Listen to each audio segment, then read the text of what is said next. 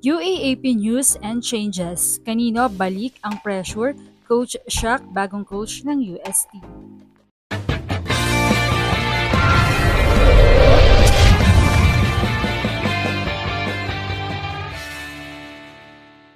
What's up, Volleyball Nation? Welcome back to my YouTube channel. Narito ako para magbigay sa inyo ng updates tungkol sa mundo ng volleyball. Pero bago yan, don't forget to subscribe and hit the notification bell para updated ka sa aking mga videos. Nagbabalik muli si Angel Canino sa kanyang collegiate team matapos ang matagumpay na karera para sa Alas Pilipinas ngayong taon. Ang naging stint niya sa Alas ay isang makabuluhang pahinga mula sa matinding pressure na kaakibat ng paglalaro para sa De La Salle Lady Spikers.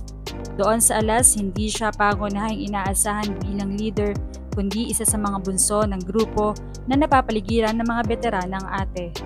Ang ganitong setup ay nagbigay sa kanya ng kakaibang ginhawa. Nakakapaglaro siya ng mas malaya, mas natural at halos walang iniisip na bigat ng responsibilidad.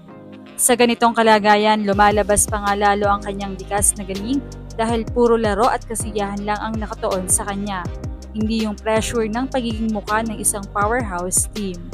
Ngayon, sa pagbabalik niya sa Lasal, isang hamon ang naghihintay. Dito siya ulit ang inaasahang pangunahing scorer, leader at inspirasyon ng koponan.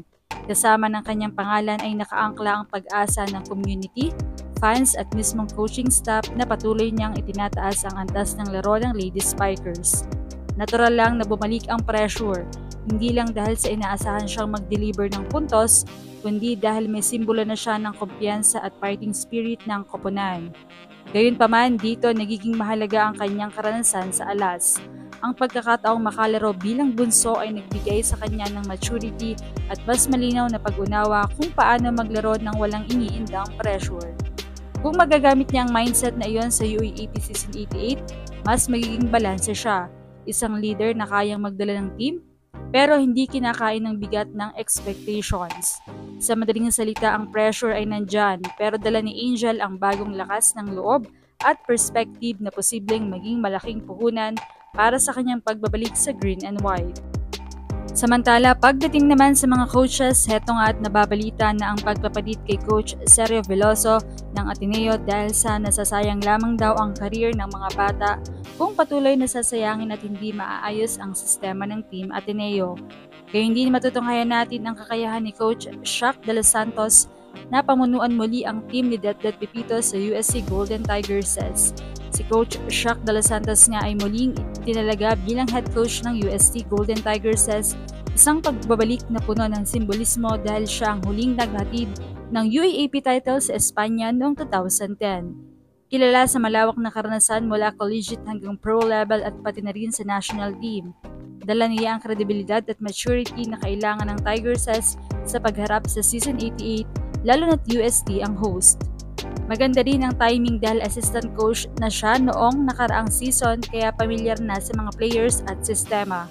Ngunit hindi maiiwasan ang taas ng expectations mula sa fans at komunidad na umaasang maibabalik niya ang glory days ng UST. Ang malaking hamon para sa kanya ay balansehin ang pressure at continuity ng kultura ni Coach Kung Fu Reyes habang naghahanap ng mga bagong paraan para mas palakasin ang performance at confidence ng koponan. Anong masasabi niyo dito? Leave a comment below. Thank you for watching and don't forget to subscribe.